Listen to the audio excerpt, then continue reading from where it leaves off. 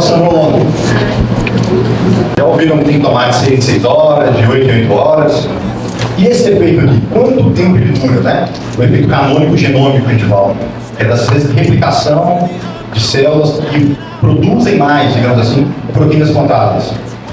Para elucidar, né, para dar um exemplo que eu gosto de utilizar, Depo-Provera, algumas mulheres conhecem que é um anticoncepcional.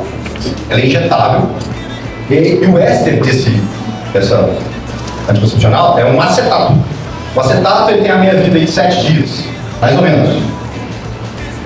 Por que dá a cada 3 meses essa injeção? Se a meia-vida do acetato é menos de 10 dias. Por esse efeito. Ele gera um efeito canônico genômico dentro das células ovárias, das células da teca, que inibe a ovulação durante 2 meses e meio a 3 meses. Por isso, não é necessário repetir essa injeção a cada 10 dias. Funciona igual com a testosterona e com os outros hormônios?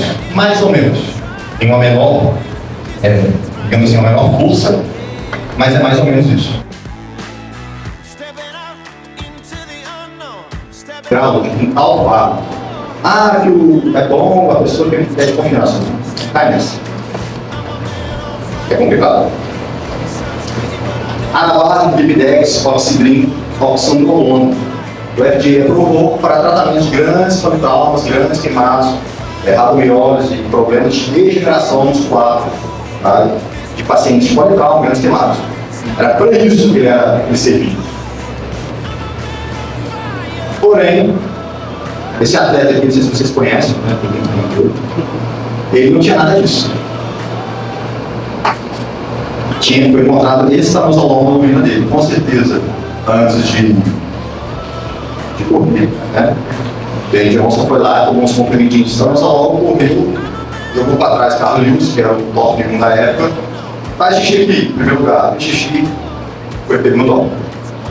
Lance Armstrong, não sei se vocês conhecem a galera da educação física e da nutrição, você pesquisa sobre esse cara.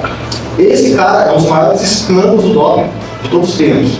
O pessoal fala que fisiculturista usa hormônio. Vou te falar que o fisiculturista dos esportes, ele está em top 3 ou 4. Tá?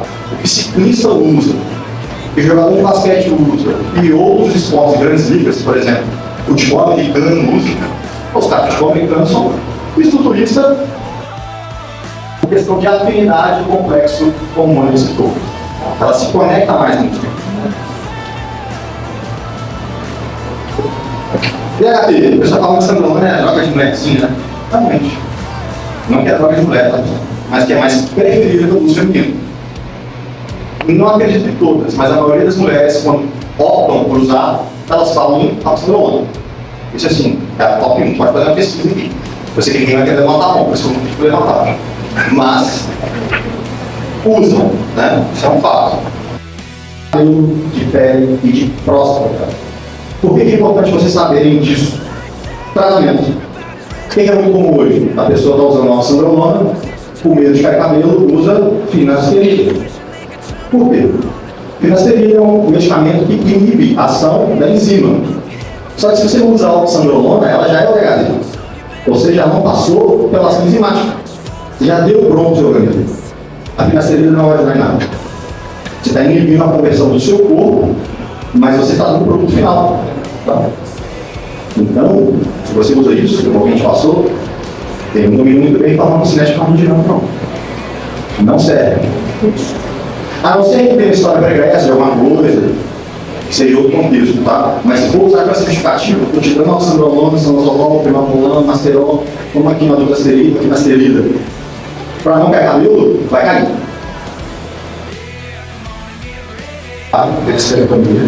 Está usando gestrinol porque tinha sintomas de baixa produção de testosterona, estrogênio. Não tinha, né? Porque depois um pouquinho para super errado. A gestrinol tem entidade endometrial e endometrial. Se ela tem ali o sexo uterino, né, se mantém o ponto final, estamos no útero, mas se mantém o finalzinho do útero, a parte certa uterino, mesmo assim, não sei qual foi a conduta terapêutica que o médico tem que usar a gestrinol. Vai melhorar porque ela tem atividade progestina, que é uma pressão da baixa. E os mitos, né, em relação ao GH. de usar o GH para secar, usar o GH sozinho, usar o GH com quê, né, em fase, em pré-contest, em booking, em bunching, se aumenta a resistência para insulina, se você tem que esperar para comer, depois que aplica. Como que acontece isso aí, né? Normalmente falando, né, a pessoa tem uma fisiologia bem alinhada, já é produzida a maior parte do sono, em jejum, estresse crônico, estresse agudo, ou algum tipo de atividade física muito intensa. O cerebral só tem capacidade de produzir GH. A diferença é que uma criança, por exemplo, ela tem a capacidade secretiva maior que a adulto, mas a capacidade de produção é bem parecida.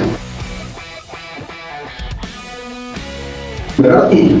Mas depende, tá? Depende da dose, do tempo, do GH, depende da sua dieta, depende do seu treinamento, ou seja, já viu aquela pessoa que não faz dieta, não treina, não faz nada. Começa a tomar GH, começa a fazer tudo. Aí foi o quê? Foi o GH ou o treino de dieta, começa a fazer? Pode botar água de açúcar para ela aplicar, vai ter um efeito muito bom. Né? O efeito placebo do pessoal. Mas de fato, o GH sozinho não tem os grandes benefícios comparado quando você usa um concomitante a outros hormônios. Como é que é a melhor forma de usar, pessoal? Isso eu estou falando para alguém que somatopausa, testes de GH, ou com uma criança. São os bedtimes. Simula na hora, antes de dormir, tá? Ou ao acordar, pode ser feito também. Pode dividir também 2 vezes por dia. No meio competitivo, a dose sempre acima de 4.000. Existem relatos de 30, de 40 e 50.000. Aí o bolso da pessoa no limite. E hoje o mais famoso é o Fraga. Não coloquei aqui, mas está mais pra frente. HGH Fraga, que é o peptídeo que tem a cadeia final, né? 176 a 191, que é o fragmento de H que é mais lipolítico. Pessoal, o peptídeo hoje, aqui no Brasil, é underground e não é confiável. Muito sensível, chega por contrabando, pega calor, ou seja, vai chegar para você água de açúcar. Não vale a pena. Tá? Por mais que alguns tenham um efeito até melhor, se você for optar em relação a risco-benefício, você usar um peptídeo, talvez, do que uma própria testosterona ou outra coisa, não vale a pena porque o meio de aquisição disso aqui é bem complicado, é legal. SR929, que virou uma febre também, porque melhora a performance, ajuda a oxidar mais gordura, diminui resistência insulínica, ou seja, tem até um tratamento terapêutico. Porém, o PPAR. O que é um PPAR? É um proliferador de percussores de peroxisomas. Quando a gente fala de mudar peroxissoma, a gente fala de mudança de conformação genética. Por exemplo, existe um medicamento para tratar diabetes, que é o PPAR-gama. Um dos efeitos colaterais dele é a hiperplasia de bexiga. Você está tomando um negócio desse aqui, ele é mais perigoso, ele sim te dá um câncer, que o GH está comprovado que não dá câncer. Tá? Porque ele muda a conformação genética celular. O GH não. O GH ele aumenta a célula que já é proliferada. Esse aqui muda. Então, tem que saber realmente. Melhor ficar longe, né? Tem que saber do que se trata, mas hoje em dia é melhor ficar longe. Associação de hormônio, né? O que todo mundo pensa? Na associação do que é mais anabólico, do que é mais androgênico e às vezes do que é mais estrogênico também, porque tem benefício. O que você deve pensar antes? Né? O excesso desses hormônios, o que traz tanto a parte estrogênica quanto a parte androgênica. Os hormônios têm uma ação anabólica, vou estar falando no início, né? A pessoa ela quer usar um DHT, só que ela tem medo do colateral e bota um medicamento para inibir esse colateral, sendo que ela está usando hormônio. Não sei se vocês entenderam essa associação. Se vocês verem ali uma prescrição, uma manipulação que tem finasterida, por exemplo, isso aí para mim não entra na cabeça. Não tem que entrar na cabeça de vocês, tá?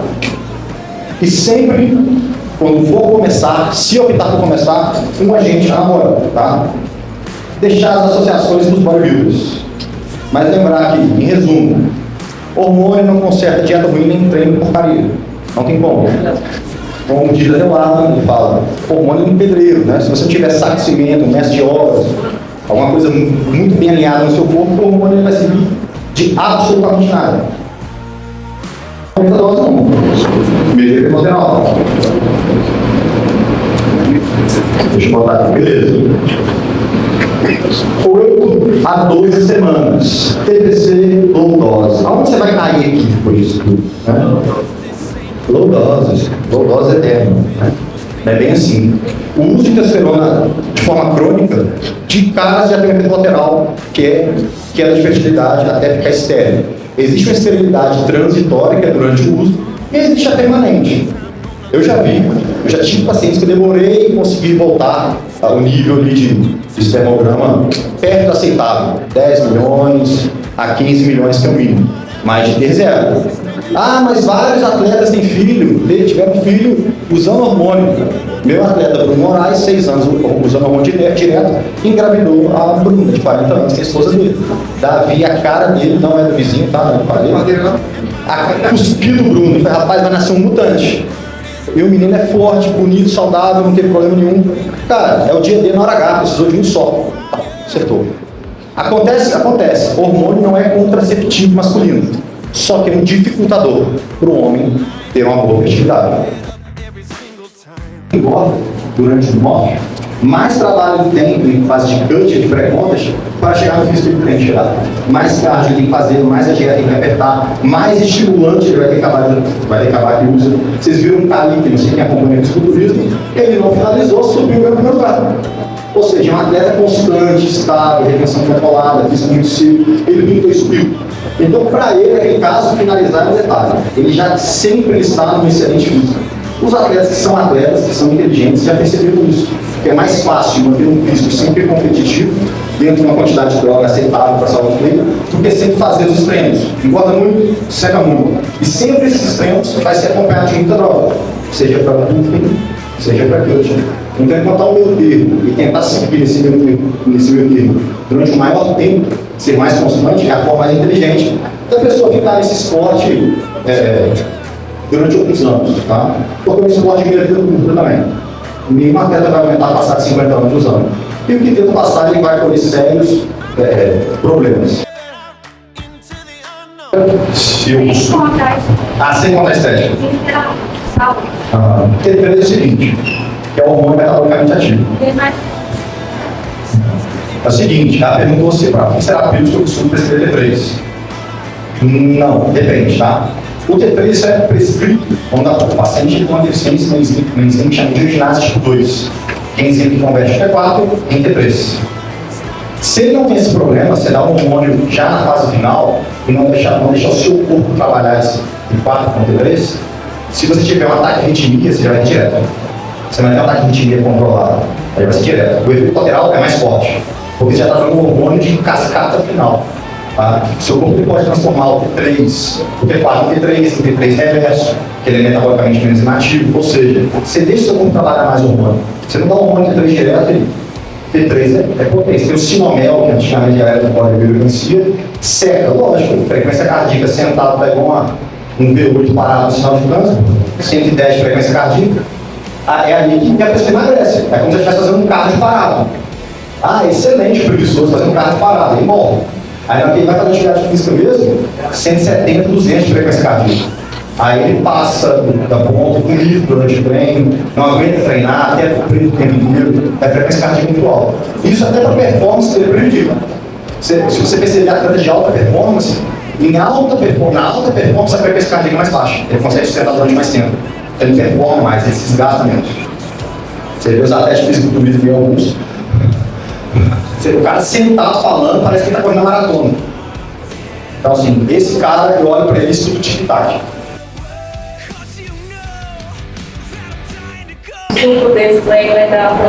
Vai. Por exemplo, você tem um hipertiroidismo se você usar o oxandrolona. A mesma ação que a oxandrolona faz no SHBG e libera a testosterona, ela faz no DBG, que é um globulino que se liga ao T4, e libera mais T4. Então você vai ter um hipertiroidismo induzido pela oxandrolona. Por isso o efeito de secar da oxandrolona é mediado por um aumento de T3. Então se você faz um exame, sei lá, TSH normal, T4 normal, T3 normal. Você faz a oxandrolona. Durante a oxandrolona você vai ver TSH um pouco mais baixo, T4 bem mais alto e o T3 médio alto. No final, quando você parar de usar a oxandrolona, seu TSH vai estar lá na altura, como se fosse um hipotiroidismo descompensado. Seu T4 e T3 lá embaixo. E você vai ter sintoma de cansaço, queda de cabelo. E às vezes a queda de cabelo não é pelo PHD da oxandrolona, é pela disfunção tiroidiana que você causou. Olha, é o seguinte, a ansiedade, né, ela é essa preocupação do futuro. Então a pessoa ela já está preocupada que ela vai fazer na TPC, se ela tiver fazer TPC, se tem algum problema. Já deu, se você já está para baixo, não fica mais, né? Pior que fica. Então é o seguinte, o hormônio ele aumenta a atividade noradrenérgica, a testosterona. Então é comum uma pessoa começar a usar testosterona e falar, nossa, eu não vi nada e acordei zero, acordei com mais energia. Então, se você tiver uma atividade adrenérgica já exacerbada, que te dá ansiedade, tomar algo que aumenta seu ponto adrenérgico, você vai ter mais ansiedade. Não de fato pela testosterona em si, mas pelo estímulo que ela te causa de forma sistêmica. Aumento de frequência cardíaca, diminuição do perfil de sono. Aí você pode, por exemplo, tá? Você toma algo que você não sabe que tem cafeína. E você tomou. Você começa a ter taquicardia e não sabe como uma coisa tem cafeína, você acha que vai infartar. Aí só que a cardíaca vai aumentar mais ainda. Aí você começa a sentir dor no peito, dor no mandíbula, você vai no Google, pesquisa, vai infartar também. Aí a ansiedade já foi. Então, assim, não é só a molécula, você pensa só no fármaco, no pau, você tem que pensar no contexto geral disso. Tá? E gera, assim, ansiedade, pode aumentar a ansiedade, tem que tomar cuidado. Eu tenho paciente ansioso que primeiro é controlar a ansiedade, controlar o ambiente que gera essa ansiedade, trabalho, família, casa, para depois pensar nisso aí. Sendo antiético aqui, é complicado, porque é o seguinte, só a oxandrolona, tem uma moda agora no bedtime, melhor horário, a oxandrolona pré-treino, por exemplo, o pessoal tem manipulado sublingual e sublingual. Melhor treino, melhor. Tem um efeito canônico, genômico de valutação? Tem. Só que quando você tirar, sua performance vai cair. Aí você vai querer voltar.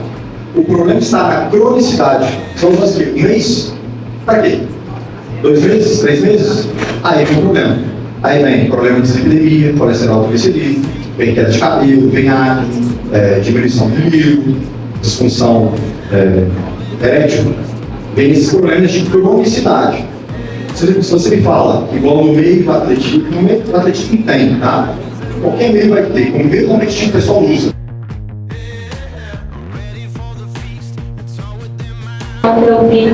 Até 2 semanas tomando. Então, essa vez tem um piso de aluguel, né? Tá pagando aluguel, tem um piso, o cara vai, tchau. O que eu estava lembrando, você tem que tomar para sempre, para manter esse físico, ou você pode fazer esse ciclo de 12 semanas e ficar de novo? Então, depende, tá? Depende de qual é o físico que você alcançou.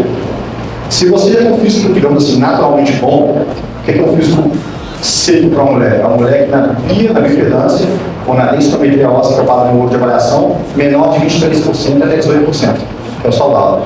Vamos colocar que você tem 20%, 19%. Você quer chegar a 16%, você quer ficar bem seco. Você usa o GH e chega a 16%, 15%. Para você manter esses 16%, 15%, você até consegue. Só que qual que é o nível de dieta que você vai ter que fazer? O nível de treino que você vai ter que fazer, o nível de cardio que você vai ter que fazer para compensar a falta desse hormônio. Porque esse hormônio, às vezes, né, o papel dele também é minimizar seus erros e maximizar seus acertos. Se acertou, você acertou muito. Se errou, passa pano. Natural não. Se errou, você paga. Se acertou, não faz mais que obrigação. Então, por isso que é difícil manter, né? E outra coisa, as pessoas fazem uso de hormônio, treinam muito bem, dieta muito bem, faz cardio. Parou de usar, vai fazer tudo. Aí não tem jeito, não tem almoço de graça também. Não tem jeito. O ideal é que a pessoa, se ela estava treinando, é treinar mais depois disso. Se ela fazer dieta, não é errado, nada da dieta. Se está fazendo cardio, é continuar fazendo. Porque aí ela consegue manter e perdurar aquele resultado por maior tempo. Ela vai começar a errar uma vez ou outra, ela vai pagar o preço por isso. Mas dá para manter dependendo do físico. Por exemplo, dá para manter um físico, igual aquele foto que eu te mostrei minha, devia estar com 4%, faltava 2 semanas para competir, a competição foi 2,9%. É impossível manter esse físico. Até hormonizado, eu vou morrer no tempo desse. Mas eu mantive, passou 3 semanas e fui para 8%. Né? E consegui manter durante um bom tempo ali, 8%, 9%.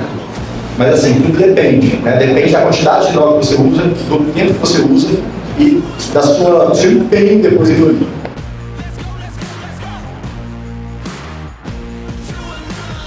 Mais droga você usa, mais droga você vai usar, vai colocando, né?